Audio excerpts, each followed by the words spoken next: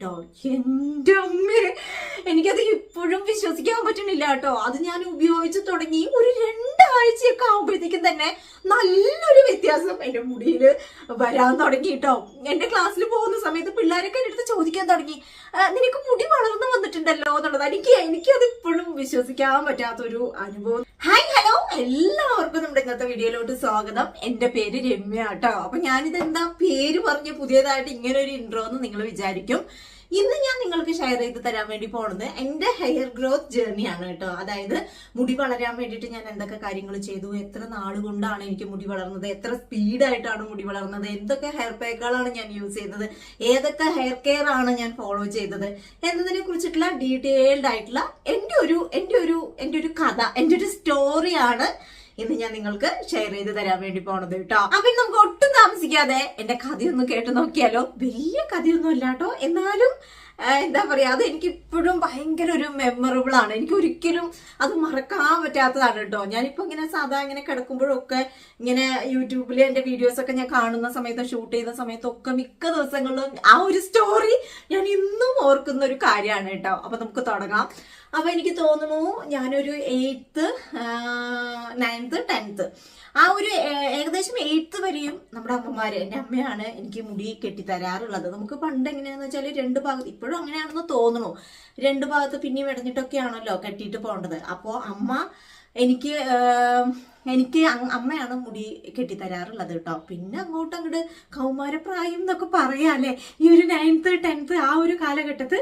അപ്പൊ അങ്ങനെ നമ്മള് 9th 10th ഒക്കെ നമ്മുടെ സ്വന്തം ഇഷ്ടമായി, നമ്മൾ കുറച്ച് വലുതായി, കൗമാരപ്രായം ആയി.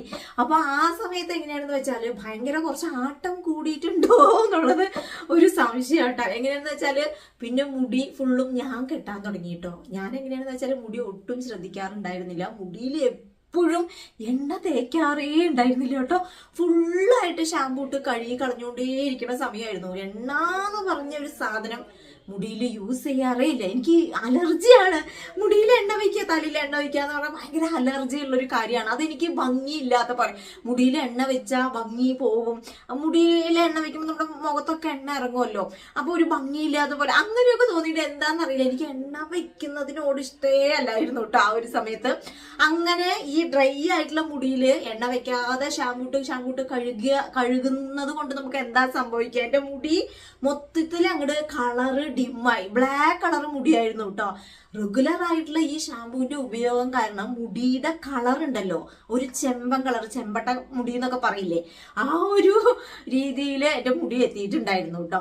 പിന്നെ എനിക്കൊരു തിരിച്ചറിവ്, അല്ലെങ്കിൽ എനിക്ക് മുടിയൊന്ന് വളർത്തിയെടുക്കണം എന്ന് തോന്നിയത് +1 +2 കാലഘട്ടമാണ് കേട്ടോ. അതെനിക്ക് ഒരിക്കലും മറക്കാൻ പറ്റാത്തതാണ് എൻ്റെ ലൈഫില്.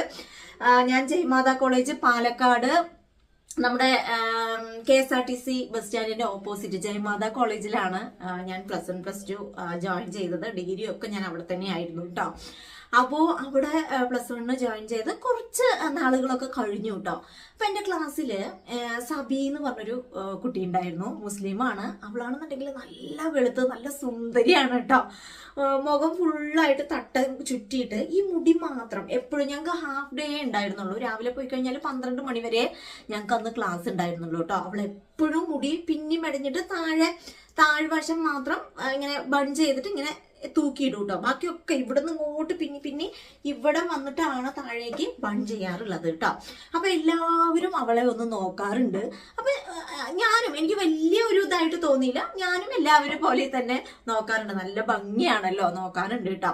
പിന്നെ കുറെ നാളുകളൊക്കെ ഇങ്ങനെ കടന്ന് പോയിക്കൊണ്ടിരിക്കുമ്പോൾ അവളുടെ മുടിയാണെന്നുണ്ടെങ്കിൽ പെട്ടെന്ന് ഇങ്ങനെ വളർന്ന് വരിക കേട്ടോ.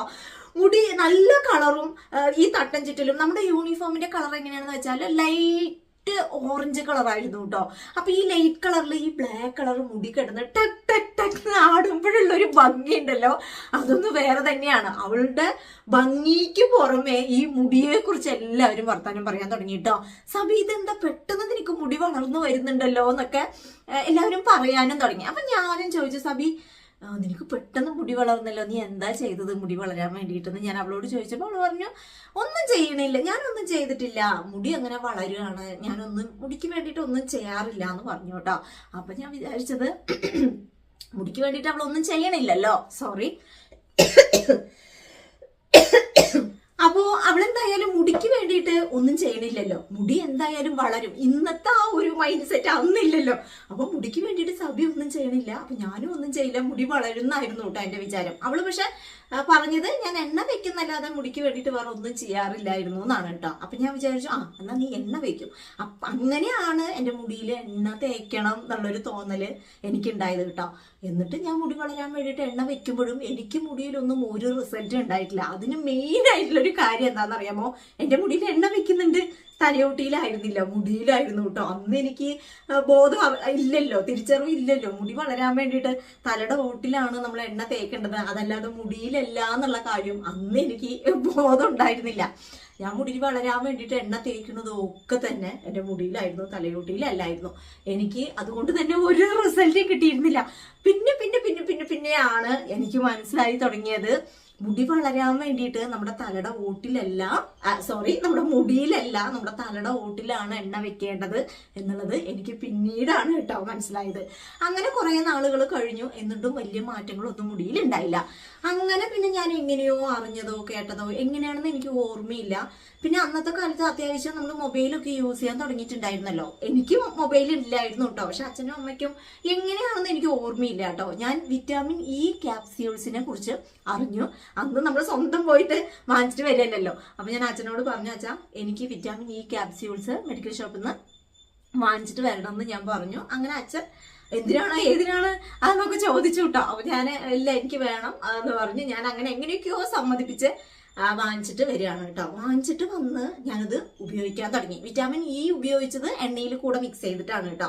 അത് നിങ്ങൾ ഏതെണ്ണ വേണമെങ്കിലും എടുക്കാം കേട്ടോ. വെളിച്ചെണ്ണയാണെന്നുണ്ടെങ്കിലും നിങ്ങളുടെ കാച്ചെണ്ണയാണെന്നുണ്ടെങ്കിലും ഒരു പ്രശ്നമില്ല.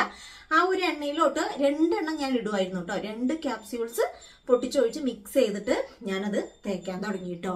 എൻ്റെ അമ്മേ, എനിക്കത് ഇപ്പോഴും വിശ്വസിക്കാൻ പറ്റണില്ല കേട്ടോ. അത് ഞാൻ ഉപയോഗിച്ച് തുടങ്ങി ഒരു 2 ആഴ്ചയൊക്കെ ആകുമ്പോഴത്തേക്കും തന്നെ നല്ലൊരു വ്യത്യാസം എന്റെ മുടിയിൽ വരാൻ തുടങ്ങി കേട്ടോ.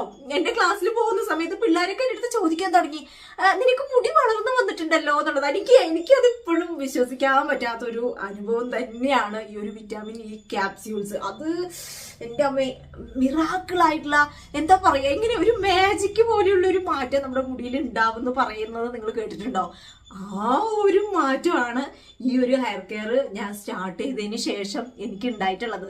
എനിക്കത് ഞാൻ എങ്ങനെ നിങ്ങൾക്ക് പറഞ്ഞു തരണം, എങ്ങനെ മനസ്സിലാക്കി തരണം എന്നൊന്നും എനിക്കറിയില്ല. അത്രമാത്രം റിസൾട്ട് ആയിരുന്നു എനിക്ക് വിറ്റാമിൻ ഇ യൂസ് ചെയ്തിട്ട് കിട്ടിയത് കേട്ടോ. വിറ്റാമിൻ ഇ നമ്മുടെ പുരുകം, മെയിനായിട്ട് അത് ഞാൻ വാങ്ങിച്ചത് പുരുകം ഇല്ലായിരുന്നു. അപ്പൊ പുരുകത്ത് തേച്ച് കഴിഞ്ഞാൽ പുരുകം വളരുമെന്ന് പറഞ്ഞിട്ടാണ് ഞാനത് സ്റ്റാർട്ട് ചെയ്തത് കേട്ടോ. ഹെയറിന് നല്ലതാണെന്ന് പറഞ്ഞു. പക്ഷെ ഞാൻ പുരുകം വളരാൻ വേണ്ടിയിട്ട് എനിക്ക് ഇവിടെ തേക്കുന്ന സമയത്ത് പിമ്പിൾസ് വന്നതുകൊണ്ട് ഞാൻ അത് നിർത്തിയിട്ടാണ് എൻ്റെ മുടിയിൽ യൂസ് ചെയ്യാൻ തുടങ്ങിയത്. ഒരു രക്ഷയില്ല.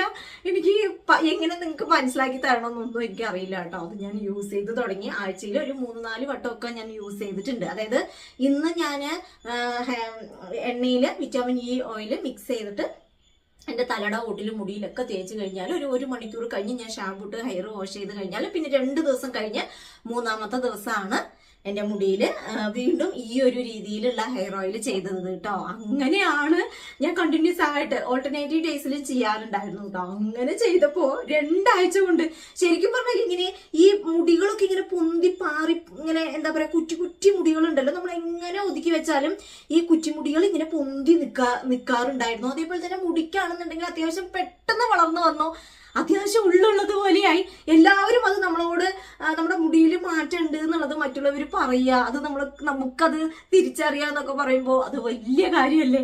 അങ്ങനെയാണ് ഞാൻ എൻ്റെ ഹെയർ കെയർ സ്റ്റാർട്ട് ചെയ്തത് കേട്ടോ. പിന്നെ അവിടെ നിന്ന് അങ്ങോട്ട് ഓരോന്ന് എൻ്റെ മുടിയിൽ ഞാൻ ട്രൈ ചെയ്യാൻ തുടങ്ങി. അന്ന് ഞാൻ കൂടുതൽ ഹെയർ പാക്കുകളൊന്നും യൂസ് ചെയ്തിട്ടുണ്ടായിരുന്നില്ല, അറിയില്ലല്ലോ. പിന്നെ ഞാൻ അവിടെ നിന്ന് അങ്ങോട്ട് ഓരോ ഹെയർ പാക്കുകൾ മാറ്റി എൻ്റെ മുടിയിൽ യൂസ് ചെയ്യാൻ തുടങ്ങി കേട്ടോ. അന്ന് ഞാൻ കൂടുതൽ യൂസ് ചെയ്തിട്ടുള്ളത് മുട്ടയും തൈരുമാണ് കേട്ടോ. മുട്ടയുടെ വെള്ളയും കുറച്ച് തൈര് എടുക്കുക, അതിലോട്ട് കുറച്ച് നമ്മുടെ മുട്ടയുടെ വെള്ളം മാത്രം മിക്സ് ചെയ്തിട്ട് നമ്മുടെ തലയുടെ ഓട്ടിലും മുടിയിലൊക്കെ തേക്കുക കേട്ടോ. ആഴ്ചയിൽ ഒരു ദിവസം, എല്ലാ ആഴ്ചയിലും ഒരു ദിവസം വെച്ച് ഞാൻ ഈ ഒരു ഹെയർ പാക്കും എൻ്റെ മുടിയിൽ യൂസ് ചെയ്യാറുണ്ടായിരുന്നു കേട്ടോ. എൻ്റെ അമ്മേ, അടിപൊളി റിസൾട്ട് എന്ന് വെച്ചാൽ അടിപൊളി റിസൾട്ടാണ്. അവിടുന്ന് അങ്ങോട്ട് എൻ്റെ മുടി ഇങ്ങനെ നീണ്ട് വളരാൻ തുടങ്ങി. ഒപ്പത്തിനൊപ്പം തിക്നെസ്സും മുടിയിൽ ഉണ്ടാവാൻ തുടങ്ങി. ഞാൻ പോലും ഒരു തവണ പോലും സ്വപ്നത്തിൽ പോലും, അത് ഞാൻ പലതവണ പറഞ്ഞിട്ടുള്ളതാണ്, സ്വപ്നത്തിൽ പോലും ഞാൻ കരുതിയതല്ല എനിക്ക് മുടിയിൽ ഇത്രമാത്രം റിസൾട്ട് ഉണ്ടാക്കിയെടുക്കാൻ പറ്റും, ഇത്രമാത്രം മുടി വളർത്തിയെടുക്കാൻ പറ്റും എന്നുള്ളത് ഞാൻ ഒരിക്കൽ പോലും വിചാരിച്ച കാര്യമല്ല കേട്ടോ. അത്രമാത്രം റിസൾട്ടാണ് എൻ്റെ മുടിയിൽ എനിക്ക് ഉണ്ടാക്കിയെടുക്കാൻ പറ്റിയിട്ടുള്ളത്. അപ്പോൾ ഇതാണ് എൻ്റെ കുഞ്ഞൊരു സ്റ്റോറി. അതായത് മുടി വളർത്തണം എന്ന് നമ്മുടെ ഉള്ളിൻ്റെ ഉള്ളിൽ ഒരു തോന്നൽ വന്നു കഴിഞ്ഞാലുണ്ടല്ലോ, നമ്മൾ പിന്നെ ഒന്നും നോക്കില്ല കേട്ടോ, ചെയ്തു തുടങ്ങും. പക്ഷെ സ്വയമേ നമുക്ക് തോന്നണം, നമുക്ക് എന്താ പറയുക, സ്വയം നമുക്ക് മുടി വളർത്തണം, ഭംഗി വരണം. നമുക്ക് ആ ഒരു പ്രായം എന്ന് പറയുമ്പോൾ എങ്ങനെയെങ്കിലും ഭംഗിയായിട്ട് നടക്കുക, നല്ല എന്താ പറയുക, മറ്റുള്ളവർ കാണുമ്പോൾ ഭംഗിയുണ്ടെന്ന് പറയിപ്പിക്കണം എന്നുള്ളൊരു തോന്നൽ നമ്മുടെ മൈൻഡിൽ ഉണ്ടാവുമല്ലോ. ആ ഒരു സമയത്ത് നമുക്ക് അങ്ങനെ ആണല്ലോ, നമ്മുടെ പ്രായം അതാണല്ലോ. അങ്ങനെയാണ് എന്താ പറയുക, അങ്ങനെ ഞാൻ സ്റ്റാർട്ട് ചെയ്തത്. എൻ്റെ മനസ്സിൽ എനിക്കൊരു എന്താ പറയാ, ഒരു കുറച്ചൊരു തീരുമാനം ഉണ്ടായിരുന്നു എനിക്ക് മുടി വളർത്തിയെടുക്കണം എന്നുള്ളത്. പക്ഷെ എനിക്ക് ഇത്രമാത്രം വളർത്തിയെടുക്കാൻ പറ്റും എന്നുള്ളത് ഞാൻ വിചാരിച്ചിട്ടേ ഇല്ല. അന്ന് തുടങ്ങി ഇന്ന് വരെയും എൻ്റെ ഹെയർ കെയർ ഞാൻ ഇപ്പോഴും തുടർന്നുകൊണ്ടേയിരിക്കുകയാണ്.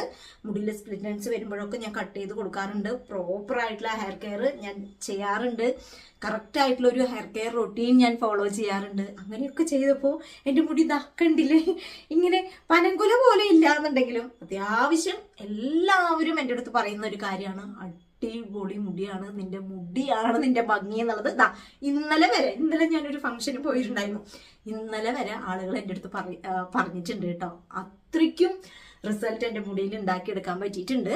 അപ്പോൾ ഹെയർ പാക്കുകൾ എന്തൊക്കെയാണ്, എങ്ങനെയൊക്കെയാണ് ഹെയർ ഓയിൽ ചെയ്യേണ്ടത് എന്നുള്ളതൊക്കെ ഞാൻ മുമ്പത്തെ വീഡിയോയിലൂടെ പറഞ്ഞിട്ടുണ്ട്. ഇത് എൻ്റെ ഒരു കുഞ്ഞു സ്റ്റോറിയാണ് ഞാൻ നിങ്ങൾക്ക് പറഞ്ഞു തന്നത്. അപ്പോൾ ഇനി അവിടെ നിന്ന് അങ്ങോട്ട് ഓരോ വീഡിയോസും എൻ്റെ മുടിക്ക് വേണ്ടിയിട്ട് ഞാൻ എന്തൊക്കെ കാര്യങ്ങൾ ചെയ്തു എന്നുള്ളത് ഞാൻ പറഞ്ഞു തരാം കേട്ടോ. അപ്പോൾ മുടി വളർത്തിയെടുക്കണം എന്ന് ആഗ്രഹമുള്ളവർ തീർച്ചയായിട്ടും നിങ്ങൾ ഇങ്ങനെയുള്ള കുറച്ച് ഹെയർ കെയറുകളൊക്കെ ട്രൈ ചെയ്ത് കഴിഞ്ഞാൽ നിങ്ങൾക്ക് അടിപൊളിയായിട്ട് മുടി വളർത്തിയെടുക്കാൻ പറ്റുന്നുള്ളത് എൻ്റെ ഒരു എക്സ്പീരിയൻസ് ആണ്. അപ്പോൾ ഈ ഒരു കുഞ്ഞു സ്റ്റോറി നിങ്ങൾക്ക് ഇഷ്ടപ്പെട്ടിട്ടുണ്ട് എന്നുണ്ടെങ്കിൽ നിങ്ങൾ എൻ്റെ അടുത്ത് എന്തെങ്കിലും കമൻ്റ് ആയിട്ട് മെസ്സേജ് അയക്കുക കേട്ടോ. അതേപോലെ തന്നെ നമ്മുടെ നൈദൂസ് വേൾഡ് മലയാളം എന്ന നമ്മുടെ യൂട്യൂബ് ചാനൽ നിങ്ങൾ സബ്സ്ക്രൈബ് ചെയ്ത് വെക്കുക കേട്ടോ. അതെന്തിനാണെന്നറിയോ ഞാനിങ്ങനെ പറയണത്, നിങ്ങൾ നമ്മുടെ ചാനൽ സബ്സ്ക്രൈബ് ചെയ്താലാണ് ഞാൻ വീഡിയോ അപ്ലോഡ് ചെയ്യുന്ന സമയത്ത് നിങ്ങൾക്ക് കറക്റ്റ് ഒരു നോട്ടിഫിക്കേഷൻ വരുള്ളൂ. അപ്പോഴാണ് ഞാൻ ഈ ഹെയർ കെയർ ഒക്കെ ഡേ 1 ഡേ ആയിട്ട് പോസ്റ്റ് ചെയ്യുമ്പോൾ നിങ്ങൾക്കത് കാണാൻ കഴിയുള്ളൂ. ഇനിയിപ്പോൾ നിങ്ങൾ എന്നെ തന്നെ ഓർത്തുകൊണ്ടിരിക്കുകയല്ലോ, നിങ്ങളിങ്ങനെ മൊബൈൽ നോക്കുമ്പോൾ നോട്ടിഫിക്കേഷൻ വന്നു കഴിഞ്ഞാൽ നിങ്ങളൊന്ന് നോക്കും, അതല്ലാതെ എന്നെ തന്നെ ഓർത്ത് വെച്ച് നിങ്ങൾ നോക്കൂ ഇല്ല. അതുകൊണ്ടാണ് ഞാൻ നമ്മുടെ ചാനലൊന്ന് സബ്സ്ക്രൈബ് ചെയ്ത് വെക്കാൻ പറയണത്. അപ്പോൾ സബ്സ്ക്രൈബ് ചെയ്യുക, സപ്പോർട്ട് ചെയ്യുക. എന്തെങ്കിലും കമൻറ്റ് നിങ്ങൾക്ക് എൻ്റെ അടുത്ത് മുടിയെക്കുറിച്ച് ചോദിക്കണം എന്നുണ്ടെങ്കിൽ അയക്കാം കേട്ടോ. അപ്പോൾ ഇതാണ് ഇന്നത്തെ എൻ്റെ ഈ വീഡിയോ നിങ്ങൾക്ക് യൂസ്ഫുൾ ആണെന്ന് ഞാൻ വിചാരിക്കുന്നു. ഇതേപോലെ മറ്റൊരു വീഡിയോ ആയിട്ട് വരുന്നത് വരെ ബൈ ഫ്രം രമ്യ.